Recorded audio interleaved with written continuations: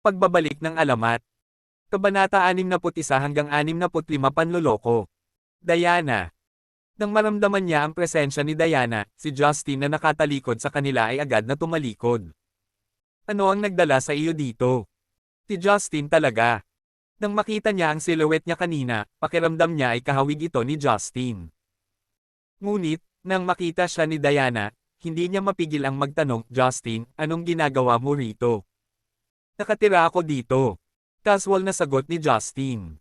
Di ba sabi ko sa'yo kagabi nakatira ako sa isang villa. Andito rin ako kung kailan mo ako gustong makita. The asterisk ill-shaped. Bago pa makapagsalita si Diana, hinay pa ni Margaret ang kanyang takip. Paano naninirahan dito ang duwag na basurang tulad mo? Justin, minamaliit talaga kita. Hindi ako makapaniwala na niloko mo talaga si Diana sa pagrente ng mansyon para matuloy itong charade mo. Charade? Anong charade? Nagsalubong ang kilay ni Justin. Itigil ang pagpapanggap. Inilagay ang isang kamay sa kanyang balakang, itinuro ni Margaret si Justin gamit ang isa pa. She scowled. Justin, hindi ko na malaya na ang galing mo pala umarte. Bakit hindi ka maging isang profesional na artista sa halip? Who knows? Baka manalo ka pa ng award para sa pinakamahusay na male lead. Nagpakawala ng tirada si Margaret. Hindi naman big deal kung hindi niya kayang magstay sa Edenic Heights. Sa halip, niloko niya si Diana na magrente ng mansion dito para mapakain niya ang kanyang ego. Isa talaga siyang hamak. Diana, anong problema? Hindi pinansin si Margaret, tumingin si Justin sa direksyon ni Diana. Nay, bakit hindi natin ito pag-usapan kapag nasa bahay tayo? Hindi nakayanan ni Diana ang pananakit ng kanyang ina kay Justin sa Edenic Heights. Kaya naman, hinawakan niya ang kanyang manggas at kinaladkad siya palabas. Gayunpaman, ang galit na si Margaret ay walang pakialam. Pilit na nanginginig ang kamay, nagpumiglas siya mula sa pagkakahawak ni Diana. Ano pa ba ang dapat pag-usapan sa hamak na ito? Justin, binabalaan kita na mabuti pang ibalik mo ang lahat ng perang ginastos ni Diana sa pag-upa sa mansyon. Or else, balatan kita ng buhay. Diana, umupa ka ng mansyon sa Edenic Heights. Napatingin si Justin kay Diana nang may pagtatanong. Bakit niya ginawa iyon? Manamham. Tumanggo si Diana. Pagkaalis mo kahapon, hindi na kita mahanap. Sa sobrang pagkadismaya, sinabi ko sa nanay ko na isang villa ka sa Edenic Heights tumutuloy. In the end, she insisted to come to see kung totoo. Naiwan akong walang choice, umupa ako ng mansion para dayin siya. Gayunpaman, ito ay walang kinalaman sa iyo. Ako ang nagrente nito, at ang perang ginastos ay akin. Loko kang babae. Bakit mo pa rin siya pinaninindigan sa mga ganitong sitwasyon? Nagalit si Margaret nang makita niyang hinugasan ng kanyang anak ang mga kamay ni Justin sa bagay na iyon. Ang isang linggong pag-upa dito ay dapat na nagkakahalaga ng hindi bababa sa ilang daang libo. At gayon pa man, sinasabi ni Diana na hindi niya ito kasalanan. Hindi ko siya pinoprotektahan. Ang bagay na ito ay walang kinalaman sa kanya, talaga. Napakagatlabi si Diana at idinagdag, kung maibabalik ko ang pera, ako mismo ang gagawa. Kung hindi, ituturing na lang ito bilang aking sariling paggastos. Walang kinalaman si Justin dito. Gago kang babae ka. Aatakihin mo ako sa puso sa ganitong bilis. Hindi napigilan ng dibdib ni Margaret ang pagsikip sa galit. Nang itinuro niya si Diana para magsalita, nawala na siya ng malay. Samantala, sa wakas ay pinagsama ni Justin ang 2 at 2. Nang uminit ang kanyang puso, tumingin siya kay Diana. Kaya nga, umupa ka ng mansyon dito para sa kapakanan ko. Para lang hindi na ako pagtawanan ng mga magulang mo. Ayoko lang na tumigil sila sa pagtingin sayo. I also hope that going forward, makahanap ka ng maayos na trabaho for once instead of being boastful all the time, paliwanag ni Diana habang nakatingin kay Justin. Kung tutuusin, ginawa niya ang kanyang ginawa dahil ipinagmalaki ni Justin na nanatili siya sa isang villa para lamang masiyahan ang kanyang walang kabuluhan. Justin, kailan ka ba titigil sa pagiging mayabang sa lahat ng oras? Diana, hindi pa ako nagsinungaling sa iyo noon at hinding-hindi ko gagawin iyon. Magiliw siyang tinitigan ni Justin. Nakatira ako sa isang villa. Kung hindi ka naniniwala, bakit hindi mo subukang gamitin ang susi sa iyong kamay para buksan ang pinto ng vilya? Ano ang silbi ng pagsubok? Hanggang kailan mo balak linlangin si Diana? Tinaway ni Margaret si Justin. Kung talagang may kakayahan ka, dapat mong ibalik ang perang paupahang binayaran ni Diana sa halip na ipagpatuloy ang charade na ito. Sa huli, kailangan pa ring bayaran ni Diana ang renta para sa iyo. Nanginginig ang daliri ni Margaret habang nakaturo kay Justin. Nang inakala niyang sa wakas ay gumawa na ng paraan ang kanyang live-in na manugang para mabili ang no.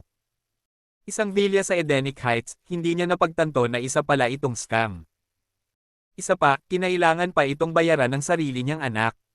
Talagang ibabalik ko ang pera para kay Diana. Hindi naabala si Justin kay Margaret. Sa halip, tumingin siya kay Diana at nagtanong, Diana, naniniwala ka ba sa akin? Ako. Hawak ang susi sa kanyang kamay, gustong subukan ito ni Diana.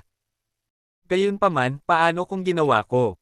Kaya ba talaga ni Justin ang no? Isang villa.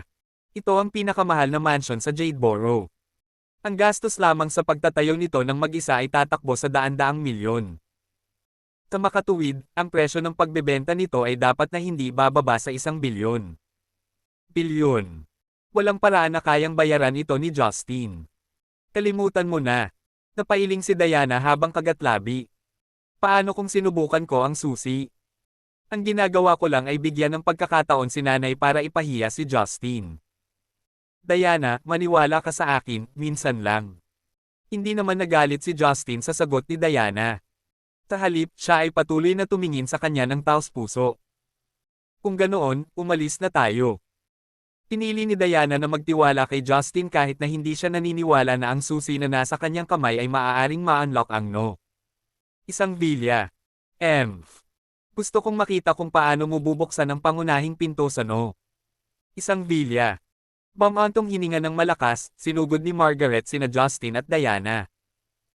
Gayunpaman, bago pa siya makalayo, nabangga niya ang security guard na naghatid sa kanila sa Edenic Heights kanina. Nang makita niya si Margaret, naiinip na sumigaw ang gwardya, anong problema? Bakit hindi ka umalis? Kung hindi ka pupunta, kailangan kitang sipain palabas. Taktong pagsasalita niya ay itinaas ng gwardya ang kanyang batuta at itinaboy si Margaret na parang isang peste. Gayunpaman, sa sandaling humakbang siya, isang boses ang biglang umalangaw-ngaw mula sa likuran ni Margaret. Sino ang nagbigay sa iyo ng karapatang itaboy sila? Nang marinig ang boses, nanginginig sa takot ang gwardya, para siyang tinamaan ng kidlat. Nang sumunod na sandali, lumuhad siya at lumuhad sa harap ni Justin. Kabanata 62, mayroon akong isang kondisyon. Mr. De La Cruz. Hindi na kailangan pang tumingin ng gwardya dahil nakikilala niya si Justin sa boses nito. Kung tutuusin, na-trauma siya kay Justin noong nakaraang gabi. Kung tutuusin, nanginginig ang mga tuhod niya sa tuwing naiisip niya iyon. Ginoo. De La Cruz, pasensya na. Hindi ko alam na kasama mo sila. Takot na takot ang gwardya. Mr. De La Cruz. Nang marinig ang pamilyar na pagbati, biglang lumingon si Diana kay Justin. Si Justin Bang G. De La Cruz na binanggit ng gwardya ng may paggalang. Paano ito posible? Hindi ba si Mr. De La Cruz ang may-ari ng no? Isang villa. Paano kaya si Justin? Ang ibig mo bang sabihin ay maaari mong random na paalisan ang isang tao kung hindi niya ako kasama? Sa sandaling kumunat ang kilay ni Justin, labis niyang hinampes ng takot ang gwardya kaya't ang huli ay nagpatira pa. Ginoo. De La Cruz, pasensya na. Ako ay humihingi ng paumanhin. Mukhang hindi sapat yung lesson na itinuro ko sa iyo kagabi. Dapat kang magpatuloy sa pagluhod. Hindi na nag-abala pang mag-aksaya ng oras sa kanya, nagpatuloy si Justin patungo sa no. Isang villa. Sa likod niya, hindi pa rin nakakabawi si Diana. Justin, anong nangyayari? Mabilis niya itong naabutan. Ikaw ba talaga ang may-ari ng no? Isang villa. Oo.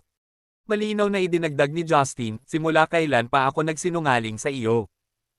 Saan mo nakuha ang pera? Tinuri ni Diana si Justin, umaasang malaman ito sa kanyang ekspresyon. Gayunpaman, kahit gaano siya tumingin, wala siyang makitang anuman sa mukha nito. Tumahimik ka. Hindi masyadong maingay, hiniram ko ito sa isang tao. Kusa namang hininaan ni Justin ang boses. Kay Zachary ang mansion na ito. Kaya, kinuha ko na lang sa kanya ang susi. Pagkatapos ng lahat, hindi siya maniniwala sa kanya kahit na sinabi nito sa kanya ang totoo. Sa halip na sayangin ang kanyang oras, mas naramdaman niyang mas madaling itulak ang responsibilidad kay Zachary. Sabi ko na nga ba? Tinaman ng tingin ni Diana si Justin. I wonder what you have done for Zachary to be so dead to you. Una, pinahiram ka niya ng 20 milyon. At ngayon, pinahiram niya sa iyo ang isang mansyon na nagkakahalaga ng daan-daang milyon. Papahiram ba siya sa iyo ng King of War na tirahan sa susunod? Who knows? Tumawa si Justin. Kung hihilingin ko sa kanya, sigurado akong hindi siya tatanggi. Parang hindi sigurado si Justin gaya ng totoo.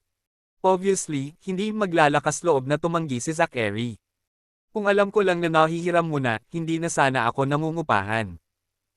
Ang pag-aakalang gumastos siya ng daan-daang libo para lang umupa ng mansyon ay nagpagalit sa kanya. Kung nagawa nilang pagtakpan ang kasinungalingan ni Justin, maituturing na magastos ang pera. Gayunpaman, ang problema ay ang kanilang kasinungalingan ay malalantad sa araw na hindi sila tumutuloy sa mansyon. Sa makatuwid, ang ilang daang libo ay ginugol sa walang kabuluhan. Tutulungan kitang maibalik ang pera mo. Saktong pagsasalita niya, dumating sila sa isang villa. Ang hardin sa harap ng mansyon ay napuno ng mga namumulaklak na bulaklak. Kabilang sa mga ito ang ilang peking burol at mga palamuting tubig na bahagi ng disenyo ng landscape. Lamang ang hardin sa harap ng mansyon lamang ay higit sa 100 metro kwadrado ang laki. Sa katunayan, mas malaki pa ito kaysa sa tirahan ng Smith. J. Justin, binili mo ba talaga itong mansyon? Kahit noon pa man, ayaw pa ring maniwala ni Margaret sa kanya. Pagkatapos ng lahat, ang isang villa ang pinakamahal na mansyon sa Jadeboro. Kung noon pa man ay hindi na siya maglalakas loob na tingnan ito kapag dumaan siya. Ngunit sa araw na iyon, nakapasok siya sa hardin ng isang villa. Manamham. Tumanggaw si Justin bago tumingin sa direksyon ni Diana. Diana, buksan mo ang pinto. Ako. Binigyan ni Diana si Justin ng nagtatakang tingin. Manamham. Hindi ba nasa kamay mo ang susi? Nakangiting sagot ni Justin. Ako, pagkatapos ng maikling pag-aalinlangan, dahan-dahang ipinasok ni Diana ang susi. Sa tunog ng pag-click, biglang bumukas ang pinto ng mansyon. Halika na. Ipapakita ko sa iyo ang paligid. Inakay ni Justin si Diana sa loob. Pagdaan sa garden, sinalubong sila ng isang living hall na walang harang na view. Sa bulwagan na napapaligiran ng mga bulaklak at halaman, ito ay mukhang labis na labis. Pagpasok nila, nahadjap ng mata nila ang infinity pool sa likod bahay. Isa pa, may mahabang mini bridge sa likod. Sa ibaba nito, may ilang isda na nagbubuga ng mga bula sa tubig. Maliwanag, ang mansyon ay ang ehemplo ng matinding kasaganaan. Maging si Diana ay hindi napigil ang takpan ng kanyang bibig nang makapasok siya. Para naman kay Margaret, na paparating mula sa likuran, hindi niya mapigil ang mapabulalas, Diyos ko. Hindi ba over the top luxurious ito? Nakakita na ako ng ganyang pool sa phone ko dati. Balita ko 5-star hotels lang ang may infinity pool at maraming celebrity ang gustong lumangoy doon. Oh, yung painting.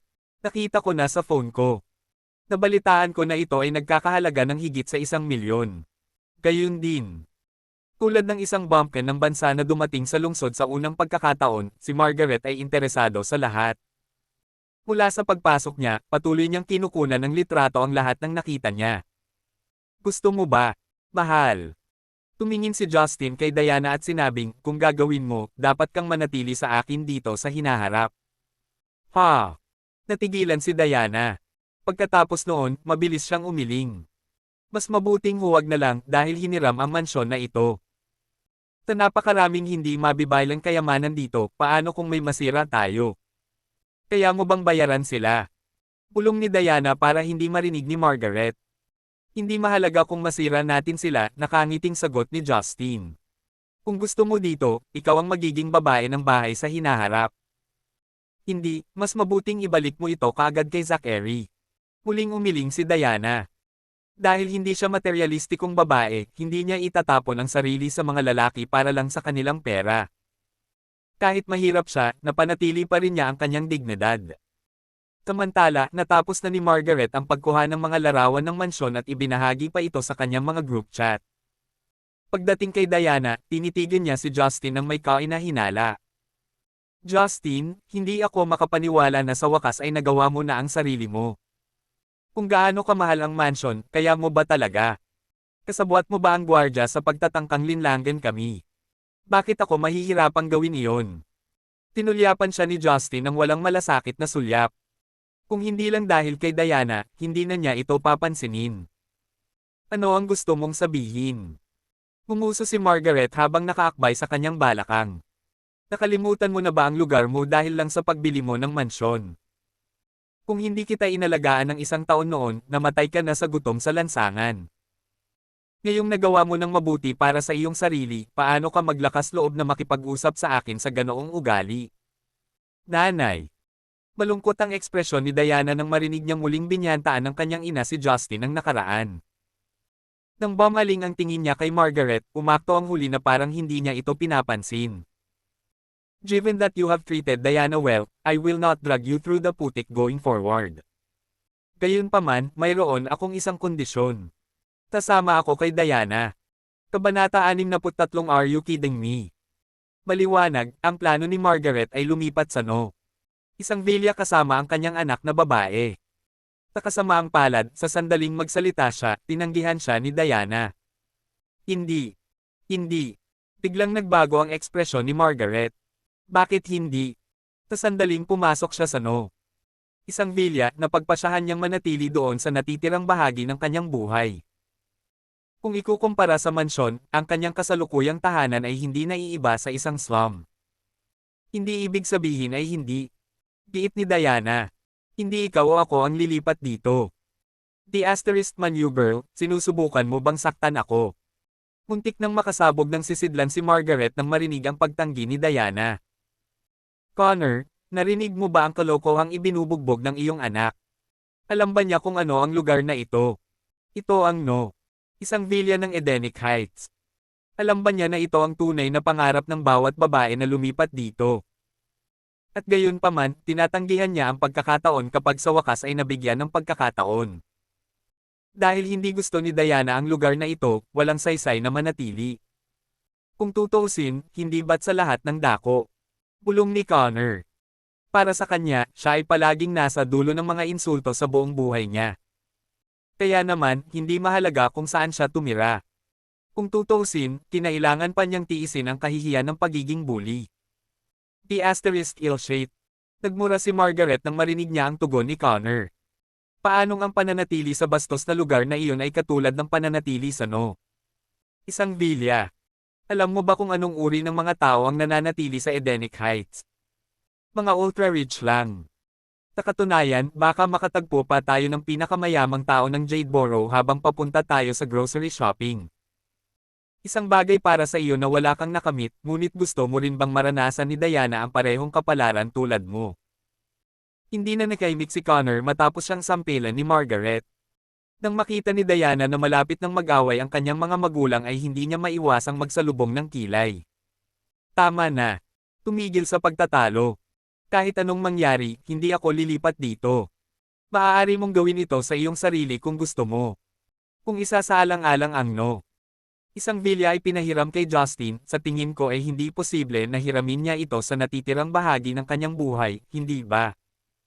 Ano ba ang gusto mong sabihin? It will look terrible if I move in without you, panunuyan ni Margaret bago tumingin sa direksyon ni Justin. Justin, wala ka bang sasabihin? Pumayag ka ba na lumipat kami ni Diana? Wala akong issue dito basta pumayag si Diana, pagbibiro ni Justin.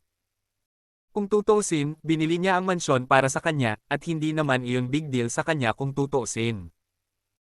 Kung ikukumpara sa kanyang opisyal na tirahan na nakahilata sa isang 10,000 metro kwadradong piraso ng lupa, ang No. Isang villa ay itinuturing na hindi gaanong mahalaga. Justin. Natapakan ni Diana ang kanyang mga paa nang marinig ang tugon ni Justin. Hindi ba niya alam kung paano nabuo ang mansyon? Paano kung tumanggi si nanay na umalis? Paano natin ipapaliwanag kay Zachary? Diana, pakiramdam ko tama ang nanay mo. Dahil maaari kang manatili sa No.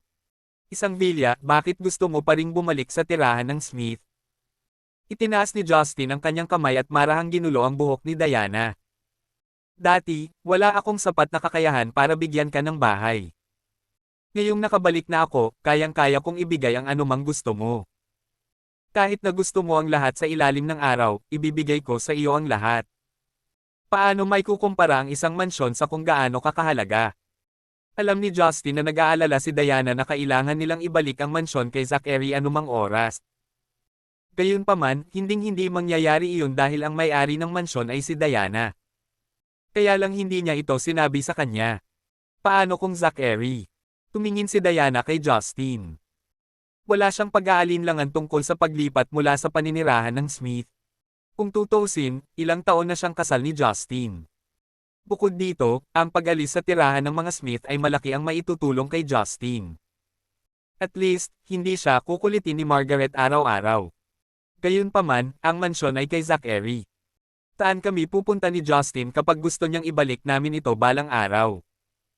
Hinding-hindi mangyayari iyon. Ipinahayag ni Justin ang may pananalig.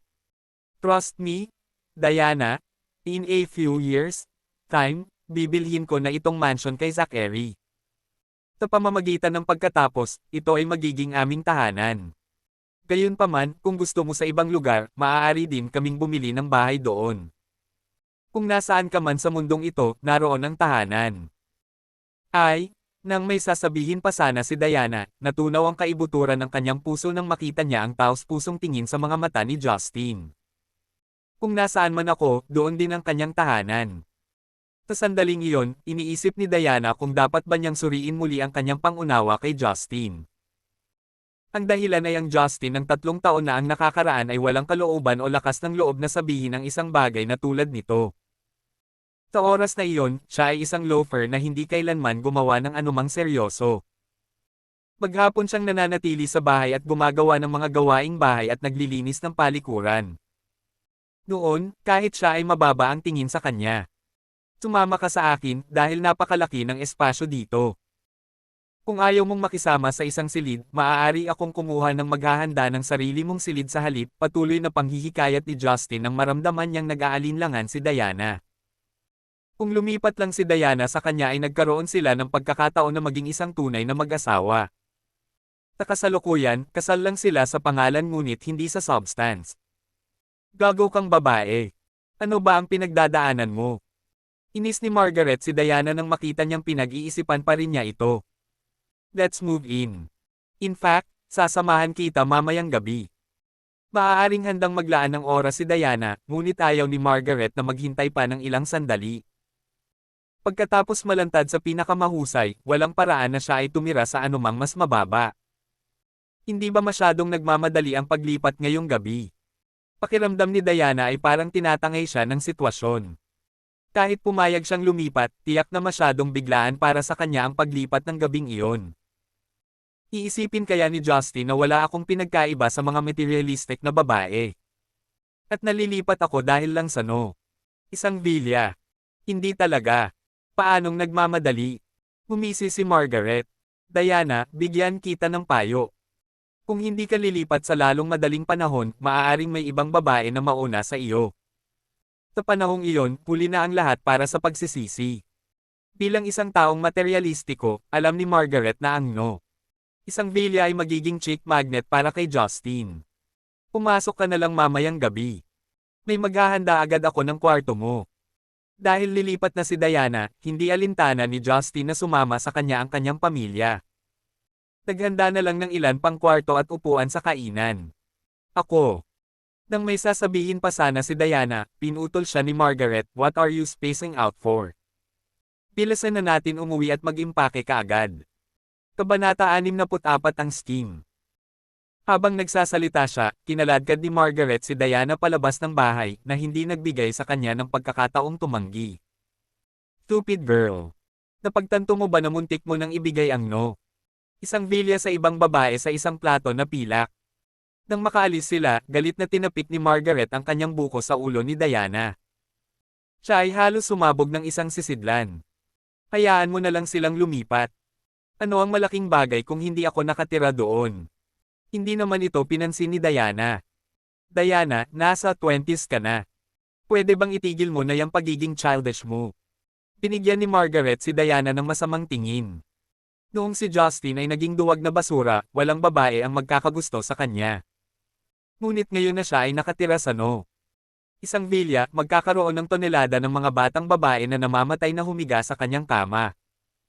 Kung hindi mo sasamantalahin ang iyong mga pagkakataon, may iba. Hayaan mo na sila. Walang pakialam na sagot ni Diana. Bagamat bumuti ang kanyang impresyon kay Justin, hindi pa siya umabot sa yugtong hindi niya magagawa nang wala siya. Walang paraan na hahayaan natin ang ibang mga babae na kunin ang kalahati ng bahay mo, panunuya ni Margaret habang may tusong kislap na kumislap sa kanyang mata. Diana, pagkatapos mong lumipat, dapat mong makuha ang pagmamay-ari ng bahay sa iyong pangalan. Para saan?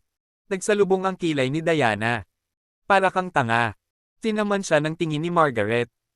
Sa pamamagitan lamang ng pagkakaroon ng iyong pangalan sa titulo ng titulo ay tunay kang magiging babae ng bahay.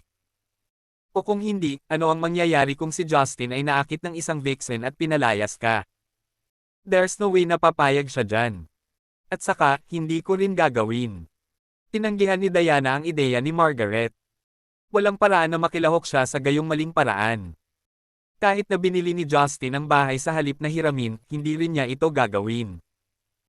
Dahil wala siyang kinalaman sa bahay, pakiramdam niya ay wala siyang karapatang hilingin na ilipat sa kanya ang pagmamay-ari nito. Ang kailangan mo lang gawin ay dahan-dahang hikayatin siya na gawin ito. Hindi ba madali? Humisi si Margaret. Kung tutuusin, tiwala siya sa kanyang mga pamamaraan pagdating sa isang taong walang silbi gaya ni Justin. Mama, ano po ang dala niyo sa akin? Biglang nagdilim ang ekspresyon ni Diana. Ano ang pagkakaiba sa pagitan ng iyong sinusubukan at panloloko sa isang tao? Stupid girl. Paano mo nasasabi ang ganoong bagay? Ito ay hindi isang scam. Walang alinlangan na ikaw ang ginang ng isang villa. So, ano ang masama kung mailipat sa iyo ang pagmamay-ari nito? Baka sa mukha niya ang pagkagalit ni Margaret. Bakit ang tanga ng anak ko? Makalipas ang isang oras, tumawag si Margaret ng isang kumpanyang lumilipat at inilipat ang lahat ng mayroon sila mula sa tirahan ng Smith. Sa sandaling dumating sila sa isang villa, kumilos siya na parang babae ng bahay habang inutusan niya ang mga mover na ilagay ang lahat ng dinala niya sa mansyon. Sa pamamagitan nito, ang maluwalhating isang villa ay hindi sinasadyang nasira ng ilang baitang. Gayunpaman, pinuna niya ang mga gumagalaw sa kanyang mga kamay sa kanyang balakang. Mag-ingat ka. Kakayanin mo pa ba ang kabayaran kung may nasira ka? Alam mo ba kung saan ito? Ito ang isang villa ng Edenic Heights. Ang pinakamahal na mansion sa Jadeboro. Kung kakamo ka sa pader, hindi magiging sapat ang taon ng sweldo mo para bayaran iyon. Dahil sa kung paano siya kumilos, ipagpalagay ng mga hindi alam na siya ang may-ari. Si Diana naman, naiinis siya sa inaasal ng mama niya. Justin, bakit hindi tayo bumalik? Bago pa makapagsalita si Justin, hindi na nakatiis si Diana. Para saan? Nakangiting sagot ni Justin. Magagawa mo kung ano ang gusto niya. Anyway, ready na ang kwarto mo. Ipapakita ko ba sa iyo? Hindi, ayos lang. Nakaramdam ng awkward, umiling si Diana. Sa kabila ng pagiging opisyal na asawa ni Justin, natutulog pa rin siya sa isang hiwalay na silid kahit na lumipat siya sa kanyang bahay. Hindi tulad noong nakaraan kung saan hindi siya nag-abala, ngayon ay nalilito siya sa sitwasyon. Justin, saan ang kwarto ko? Sa sandaling magsalita si Diana, naunahan siya ng tunog ng stilettos ni Emmeline. Ang kanyang tono ay lubos na bastos, tulad ng kay Margaret. Di ba sinabi ko na sa'yo dati? Kailangan mo akong kausapin ng maayos. Tinitik ni Justin ang kanyang daliri sa kanyang ulo. Nasa second floor ang kwarto mo. Itigil mo na yan. Tinakpin ni Emmeline ang kanyang ulo, mariing pinandilatan ni Emmeline si Justin bago humakbang paakyat sa ikalawang palapag. Kung ikukumpara sa kanyang walang kwentang bayaw, halatang mas interesado siya sa kanyang silid. Huwag mo siyang pansinin. Spoiled siya sa mama ko. Nakaramdam ng matinding galit si Diana bilang tugon. Bagamat lilipat na sila sa mansyon ni Justin, parang pabor na lang ang ginagawa nila sa kanya. Paanong hindi sila magpapakita sa kanya ng anumang paggalang? Hindi mahalaga. Kung tutuusin, hindi naman niya ako nakikita bilang bayaw. Walang ilusyon si Justin tungkol sa pagkatao ng buong pamilya. Kung hindi dahil kay Diana, hindi man lang siya titingin sa kanila. Alam niyang lahat sila ay walang iba kundi sakam at walang kabuluhan. Nang magsalita ito, napatigil si Emmeline sa kanyang paglalakad at lumingon kay Diana. Oo nga pala, Diana, bigyan mo ako ng 1,000. Ano ang gusto mo ng pera? Nagsalubong ang kilay ni Diana. May birthday party ang kaibigan ko. Walang paraan na dadalo ako dito sa pamamagitan ng pagsakay sa electric scooter mo, ako ba? Isa pa, kailangan kong kumuha ng regalo. Hindi naman ako pwedeng pumunta ng walang dala, di ba? Tumagot naman si Emmeline as a matter of factly. Bakit kailangan mo ng 1,000 para sa kasalukuyan? Tinaman siya ng tingin ni Diana. Hindi mayaman ang pamilya nila. Kahit namimili ng damit, hindi niya madala ang sarili na bumili ng kahit anong mahal. Kaya naman, nagulat siya na gustong mag-splurge ng kapatid niya sa ganoong kamahal na regalo sa kaarawan. Sheesh, ang 1,000 ay wala. Alam mo ba kung saan ginaganap ang birthday party? Sa Phoenix International Hotel, isang 5-star hotel.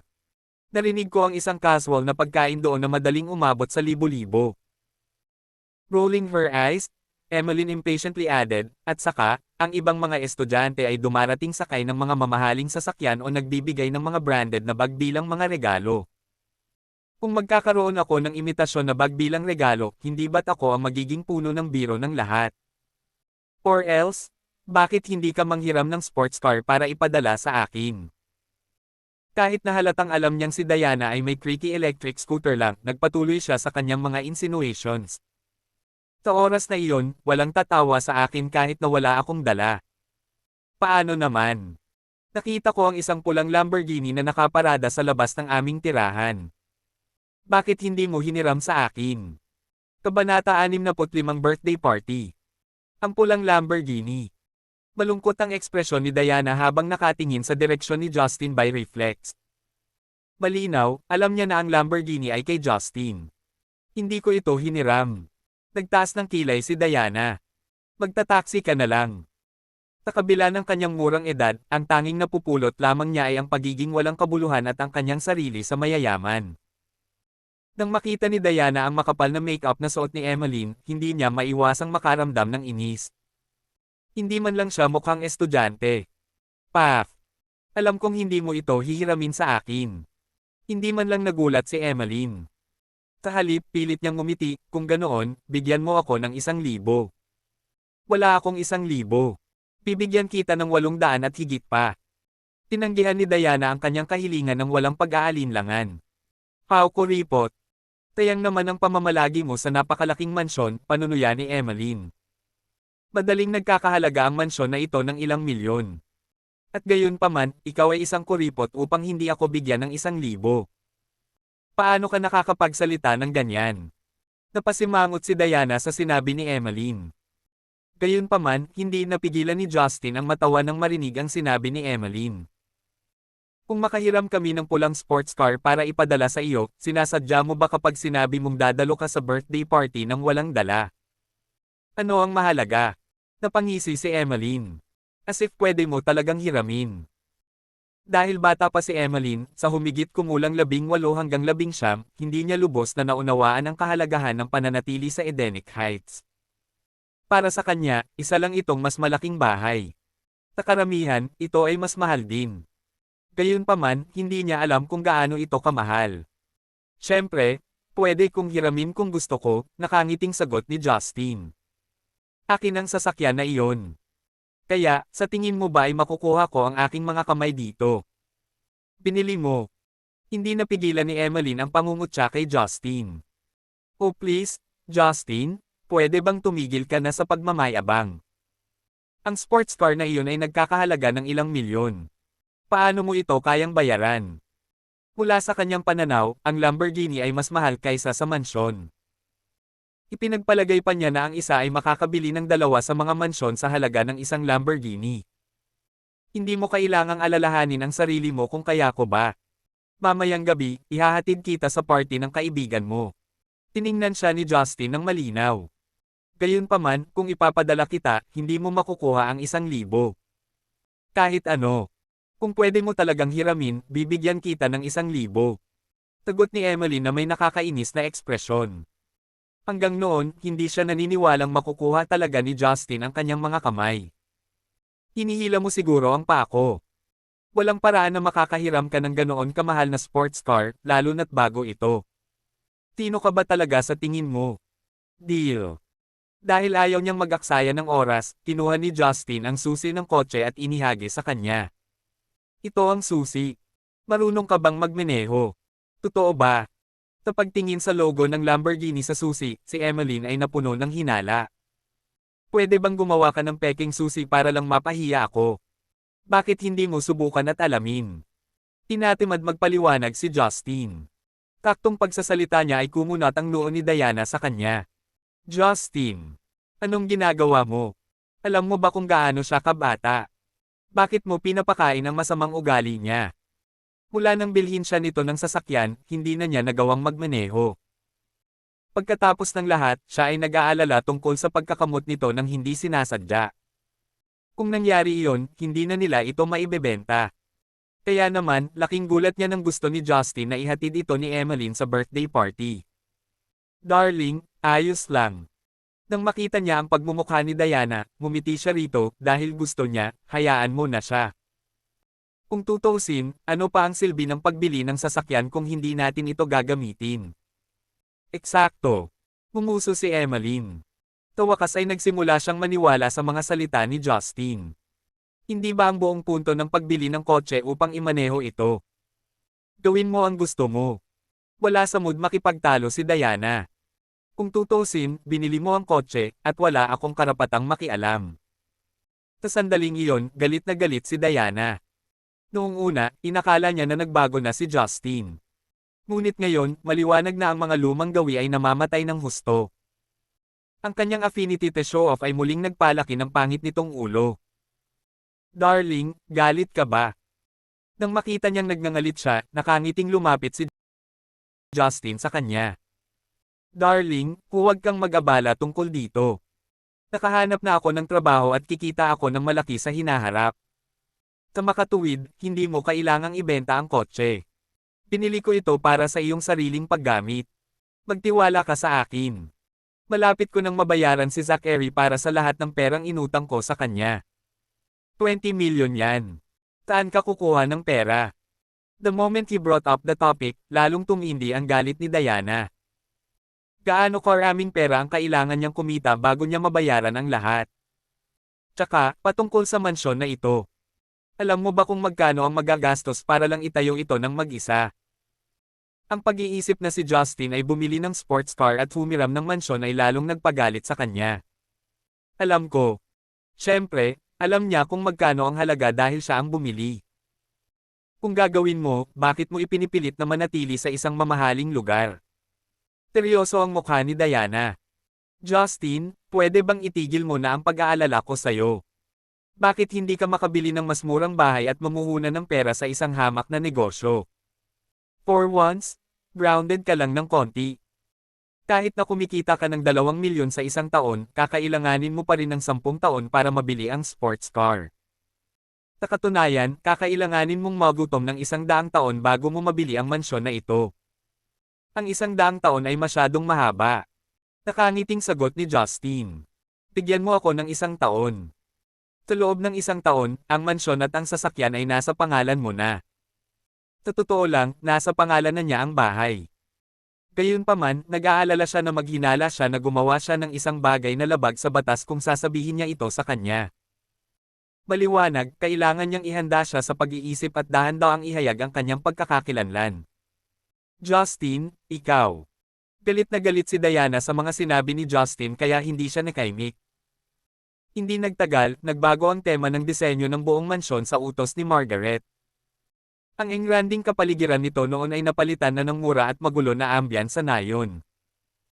Sa hindi pantay na paghahalo at tugma ng mga disenyo at muebles, ang mga pag-aayos ni Margaret ay nagresulta sa isang magulong gulo. Gayunpaman, labis na ikinagulat ng lahat, hindi na hinabol ni Margaret si Justin na magluto o gumawa ng mga gawain. Sa halip, nagsimula siyang maging abala sa kusina. Wala talaga siyang choice sa bagay na iyon.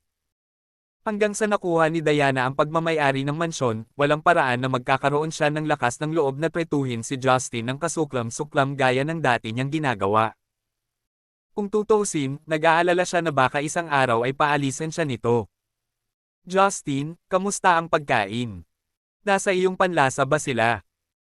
Nakaupo sa hapagkainan, pinakitunguhan ni Margaret si Justin ng may kakaibang init habang patuloy itong naghahain ng pagkain. Kung hindi mo ito gusto, maghahanap ako ng ilang higit pang mga recipe at mag-aaral pa ako ng ilang ulam, okay?